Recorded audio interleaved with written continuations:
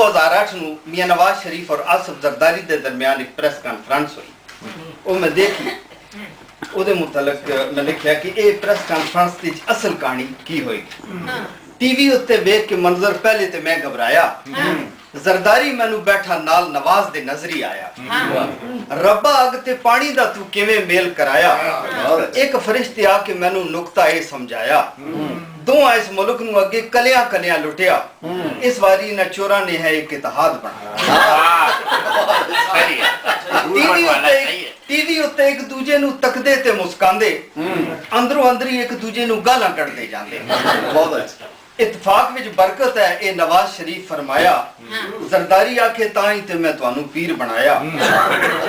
ਜ਼ਰਦਾਰੀ ਵੀ ਦਿਲ ਦੇ ਅੰਦਰ ਗਾਇਆ ਜਾਏ ਇੱਕ ਗਾਣਾ ਕਿ ਹਾਲੀ ਤੇ ਪੁੱਤਰੋ ਤੁਹਾਡੇ ਨਾਲ ਮੈਂ ਪਿਛਲਾ ਹਿਸਾਬ ਚੁਕਾਣਾ।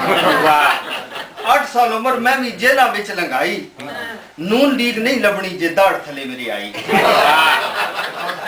ਭਰਿਆ ਹੋਇਆ ਖਜ਼ਾਨਾ ਤੱਕ ਕੇ ਸਭ ਦਾ ਮੂੰਹ ਭਰਿਆ ਆਇਆ।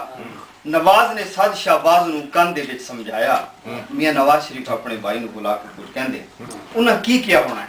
ਮੇਰਾ ਅੰਦਾਜ਼ਾ ਹੈ ਕਿ ਉਹਨਾਂ ਨੇ ਕਿਹਾ ਕਿ ਜ਼ਰਦਾਰੀ ਤੇ ਅੱਖ ਰੱਖਣੀ ਹੈ, ਇਹ ਹੈ ਚੋਰਾਂ ਦਾ ਪੀਰ। ਜ਼ਰਦਾਰੀ ਤੇ ਅੱਖ ਰੱਖਣੀ ਹੈ, ਇਹ ਹੈ ਚੋਰਾਂ ਦਾ ਪੀਰ। ਇਹ ਨਾ ਹੋਵੇ ਸਭ ਕੁਝ ਲੈ ਕੇ ਹੋ ਜਾਵੇ ਇਹ ਤੀਰ। ਅੱਗੇ ਇਹਨੂੰ ਫੜ ਲੈਂਦੇ ਸਾਂ, ਹੁਣ ਮਰ ਗਈ ਹੈ ਹਮਸ਼ੀਰ।